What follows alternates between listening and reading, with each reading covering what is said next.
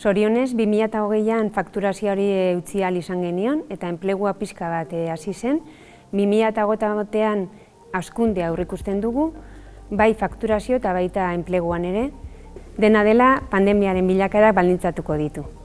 Hauek dira indargune nagusiak, sektoreak ondo prestatutako 21.000 profesional izatea, merkatuaren erronkei eta eskakizunei erantzuteko gai direnak, eta bestalde, elkarlaneko berrikuntza eredu batean lan egitea.